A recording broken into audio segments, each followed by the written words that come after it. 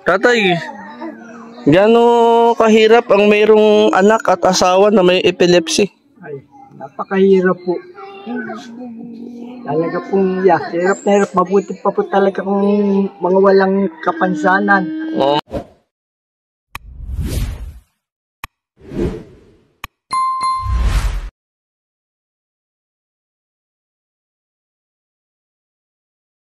Isang mapagpalang hapon po Kuya Bal, Ate Edna at Kalingap Rob at sa buong team ng Kalingap. Magandang hapon po sa bawat isa na naandito po sa live premiere po natin ngayon pong oras na ito, ngayon pong gabi. Jay Morelo Vlogs po, isang charity vlogger ng Team Kalingap sa panguna po ni Kuya Bal Santos Matubang. Shout out and good evening, good afternoon sa Team Karipa sa panguna po ni Sir Berador. Shout out kay Sir Maestro 21 TV, kay Ma'am Bing Delphin Mix TV, magandang hapon o magandang gabi po sa inyo. At sa lahat ng mga kasama natin dito sa Gumaka Landing Pad, shout out and good afternoon. Tayo po ay naandito sa Barangay Hundagwa, Lopez, Quezon. At meron po tayong pupuntahan na isang pamilya, atin pong kausapin, interviewin, alamin ang sitwasyon at kalagayan po ng buhay nila. Yan, samahan niyo po ako mga Kalingap. Ayan. Magandang hapon po sa inyo. Magandang hapon din po. Yan, kumusta na po kayo? Okay naman po. Yan, ate, anong pangalan nyo, ate? Ako po si Samantha Noel Valdez Custodio. Ako po ang nanay ng mga batang ito. Si Ate Samantha. Okay. Ang mister niyo po ay? Ito po si Danilo Avila Solis po. Si Kuya Danilo. Okay. Ito po, anak ko po, ito po si Mark Darren Custodio Solis. Wow, makapuputi ang anak niya. Tapos ito po ay si... Hello, bebe. Ito po si Rixie Dayan Custodio Solis. Na yan ay meron pong sakit na epilepsy katulad ko po. May sakit na epilepsy. Meron ko po ang sakit na epilepsy po. Since birth po yung sakit ko na yun. Kayo po, may epilepsy po kayo? Opo, meron po yun. Since birth po yun. Hanggang ngayon po, meron pa po kong sakit na yun. Paano pag sinusumpong kayo? May maintenance din po ako. At kuya, kumusta si misis mo? Ayun, pag sinusumpong siya, minsan niya nung mawala ng gamot, hindi ko naman alam. Ay, pag ano niya doon sa kabila, ayun, napabarog ang ulo. Ay, hindi ko naman alam na Ibig sabihin, kuya, na nung niligawan mo si ate, alam mo may epilepsy na siya? Ay, sinabi naman sa akin. Sinabi naman sa inyo? Kaya ang problema nga, siyempre, may maintenance siya. Na lagi nagpapadala yung ama niya. Dahil lang ama niya dati nila sa abroad. Oo. Ay, ang problema, namatay na. Yun lang. Ayun pala. Hindi na kami nakasilip ng mamatay. Yun pala, ate, ano? Taga saan ka, ate? Sa Sampaloc, Manila po. Sampaloc, Manila. Sa may Laon-Laan po. Buhay pang mga magulang mo? Yung nanay ko po, meron na pong asawa iba. Ilang ibang kakapatid? 3 po. Tatlo. Ati ko po nandiyan po sa Batangas. Tapos yung kuya ko po ay nandiyan sa Cavite. May mga sarili-sarili na rin po. Sarili-sarili ng pamilya. Bali, dito po kayo nakatira? Opo, nakikitira lang po kami dito. Nakikitira lang po kayo rito? Hindi po namin ito sariling bahay. Nakikitira lang. Si baby. Antok na yata si baby. Baby. Be. Basa ang buhok. Ganyan, higa lang po yan. Higa lang po. Ganyan lang yan. Bibi. Sa gabi, hindi makatulog siya. Ganyan lang. Naabot ng alas 3. Tulog, gising. Ibig, dyan po kayo humihigang mag-anak. Opo. Anong sapin po nyo? Di malamig ang semento. Ganyan po. May plywood po sa ilalim. May plywood. Opo. Be. Ate. Be. Basa pang buhok mo. Halika dito, ate. Nakakaintindi naman po sila pag tinatawag ninyo. Kaso nga lang. Hello, bebe. Kumusta ikaw? Ha? Ate, tawag ka. Kumusta ka? Ha? Ano pala? Ibig sabihin po, Kuya Danilo, ano po ang inyo pong kabuhayan, trabaho ngayon? Magdadagat po kayo. Mag-ingisda. Kumusta po ang pangingisda? Mainit. Mainit. Nasa lalim ang isda. Bad. Minsan, katulad yan, hindi ako makalaut-laut at gulping init. Bata yung likod ko, nasakit na. Ako yan, si Tutoy, ano namang ano niya, anong... Ay, ito, yun, nangibatay din. May epilepsy din siya. Pares po yung dalawang yan. Ilan taon na po siya? Magsasampu na po ito sa July. Magsasampu tapos yung isa. Ito po yung magpipito na itong June. Ibig sabihin tatay may epilepsy din si Tutoy, saka si Nene. Tapos kayo may epilepsy rin kayo. Namana po nila sa akin. Mag-iina kayong may epilepsy. Buti nga po yung dalawa ay wala. Ay, buti ano. Nanganap po pinagdadala. Bali, ang anak niyo ay ilan? 4. 4 ang inyong anak. Kumusta na po? Bukod sa pangingisda, ano pa po ang source of income po ninyo? Wala na po. Mag-aalaga ng manok. Alaga lang po. Dahil pagbili utay-utay. Mga native. Mga native, ano? Yan lang po. Yun pala. Kaya nga po, sabi ko nung kung mga pag-ano, nangiinit po ako ng pangkabuhay ng mister ko na lambat. Ibig sabihin pala, tatay, ang kabuhayan ninyo nangingisda kayo. Naghahapin lang po. Mahirap palang sitwasyon ninyo. Meron kayong 2 anak na may sakit na epilepsy. Kaya nga, minsan pag walang gamot ito, hindi ko alam kung sa tatakbo eh. Kung laging magandang panguhuli, kung minsan nauwi din ako ng pangulam lang. Ibig sabihin, tatay, kailangan yung mga anak nyo laging bantay. Oo. Kaya nga, yung nanay ko, siya na nag-alaga dito. At siyempre, naawa. Ito nga naman hindi paano pag sinusumpong yung mga bata? Ilang minuto ho? Sandali lang naman. Sandali. Ang problema ba, miya-miya. Ganun. Oo, wala pang yung kalating oras na yan na naman. Sa magdamag nga, 6 na bisis. Na sinusumpong ng epilepsy. Sino po dyan? Ito po Yan, yung dalaga.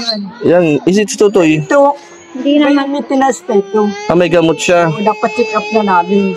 Saan niyo po napacheck up? Gumaka. Sa Gumaka. Dati, Lucena. Dito kami inano sa Gumaka. Tapos hindi magkaayos at hindi mga manuhan ng gamot. Kay Ibay naman sa Kalawang. Ngayon, bihira na siyang sumpungin. Hindi na, pag yung wala na siyang gamot. Dahil may maintenance. Napacheck up nyo. Ito naman po, sinusumpong kapag Ito, bebe. sinusumpong po siya pag mayroong ubo at sip.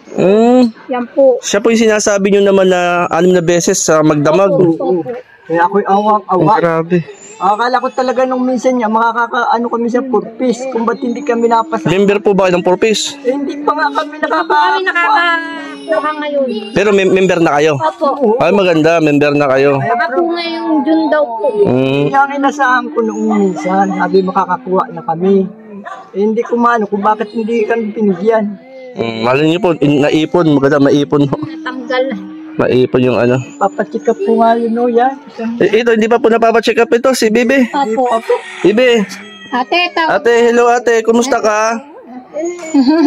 Anong pangalan mo, Be? si Rixie Dayan po. Rixie, anong gusto mo? Bakit, Bibi? Ha? Didi. Yan, hindi makakapagkakain. Buti nga po yung mga anak nila ay hindi po mapili sa pagkain na kahit po ng mga gulay, mga prutas. Hindi po sila pihikan sa pagkain. Ibig sabihin, ate, ay namana sa'yo, yung dalawa mong anak. Po nila yun sa akin. Hindi ko po yung kinahihiya. At yung po ay, simula po, baby pa rin po ako, meron na ako. No? Ito nga po, nung 9 na buwan po ito, akala ko po ay mamamatay na po ito dahil nawalan po yan ng hininga, ng heartbeat, tapos nangitim na po yan. Buti, ang akala namin, mawawala na sa amin yan ng tuluyan ng baby siya. Buti nga po, nung dali namin sa magsaysay, para po nagdaylan siya, nabuhayan po siya. Tatay, gaano kahirap ang mayroong anak at asawa na may epilepsy? Ay, napakahirap po. Talaga pong, hirap na hirap. Mabuti pa po talaga kung mga walang kapansanan. Pag nawawalan po ng gamot, hindi ko alam kung saan ako pupunta. At kung saan ako kukuha. Bali, 4 na po palang anak po ninyo. May plano pang sundan. Ay, hindi. Tama na. Tama na po. Tama na po.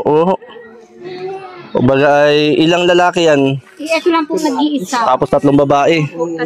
Tama po tatay, desisyon niyo na huwag nang sundan ano. At Nakakaawa pati ang mga bata. Ngayon nga po ay hindi pa kami gamot nito ay kulang na po yung aming gamot eh. Ilang piraso na lang po gamot ni Ate. kagandahan nito, ate, ito si Tutoy, napacheck up din nyo. Ang hindi napapacheck up ay, siya hindi napapacheck up. Ilang beses nang napacheck up siya? Sino po? Siya. Si Bibi. Baby pa po yan eh. Ha? Ano pala ang po yan sa na-confine po yan doon sa Lucino.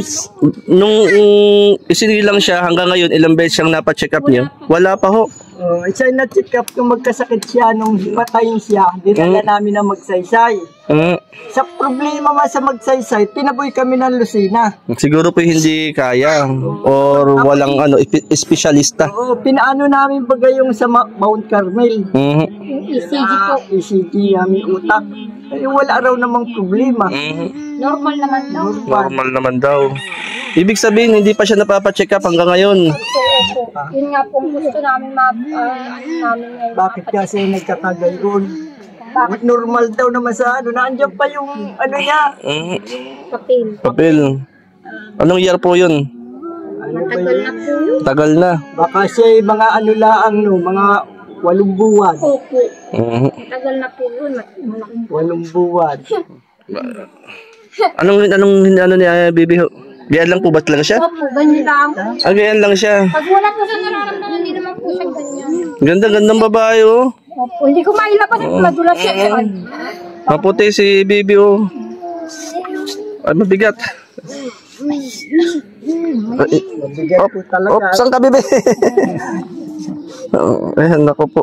Yan, may timano sa akin, malapit. Basta.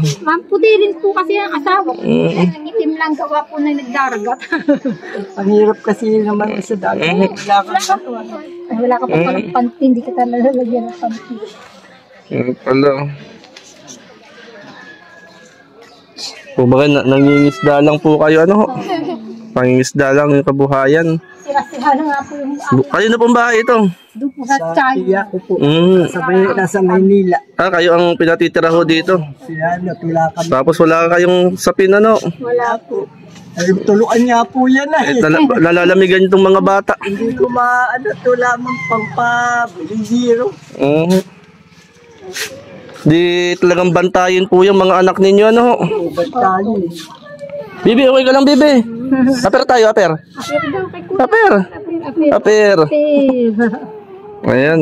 Kuya Danilo and ate? At sa inyo po, bilang isang magulang o mga magulang ng bata, at talagang mahirap po yung sitwasyon at kalagayan po ninyo. At narito po ako. May nakapagkwento po sa akin about sa kalagayan po ninyo. Po? Kuya Danilo, sa makakapanood po ng video pong ito, ng interview ko po sa inyo, baka gusto nyong manawagan. Anong panawagan po ang gusto nyo pong iparating para sa inyong anak, para sa inyong pong mga anak? Ang gusto ko lang po po yung mga anak ko, mapacheck up ko. Mapacheck up po nyo. Opo, mapagamot. At mapatingnan kung anong karamdaman. At siguro Kuya Danilo, yan, sa lingap, ito po sina Kuya Danilo at saka si Ate Samantha. May anak po silang dalawa na may sakit na epilepsy. At si Ate rin Samantha ay may epilepsy rin. Kabuhayan po ni Kuya Danilo, nangingisda lang po siya. Pati si Ate. Parang pasan mo kuya ang mundo. Ako may problemado dalot.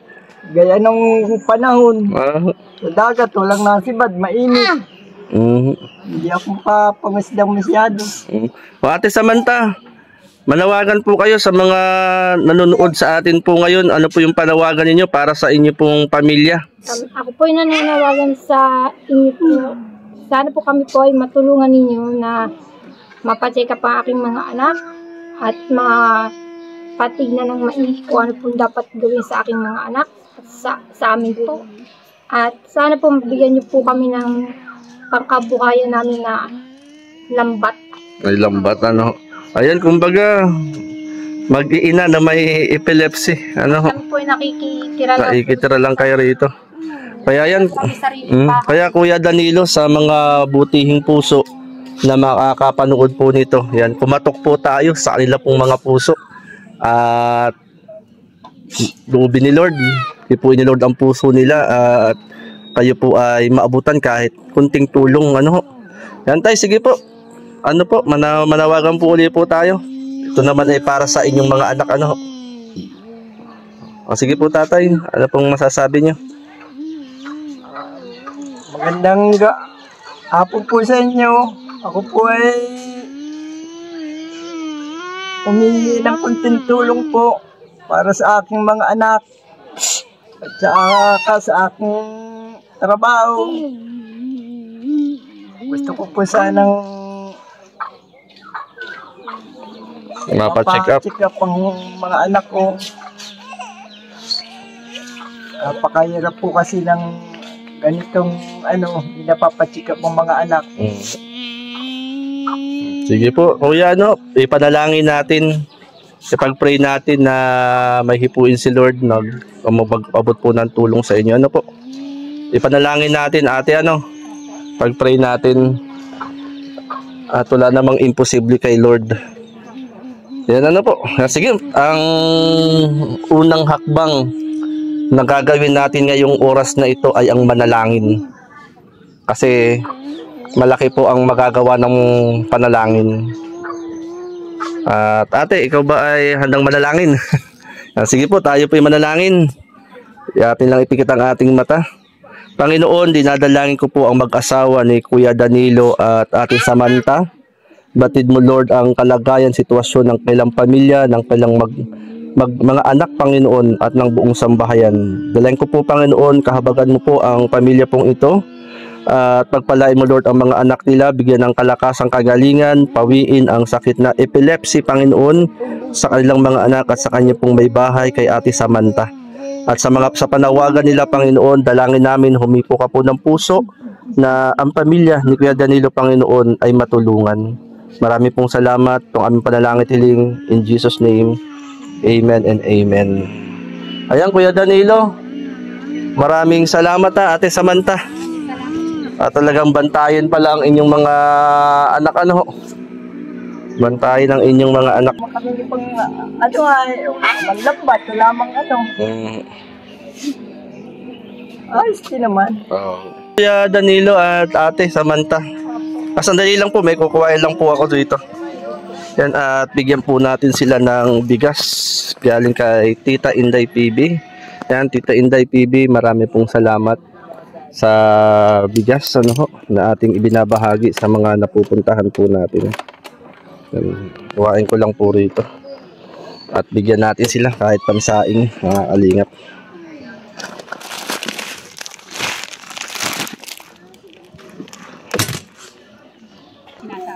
Ito po, Kuya Danilo. Bigas po. Pansaing. Salamat po. Pansaing po. Galing po yan kay Tita Inday PB. Yan, pansaing pansaing lang po yan. Maraming salamat. Pansaing lang ate, Salamat. At malaking bagay na rin yan. Baka may pang-ulam pa ako rito. Baka may pang-ulam pa. Wala na yata. Ayan ate, pang-ulam lang to Pang-ulam lang, may bigas na kayo.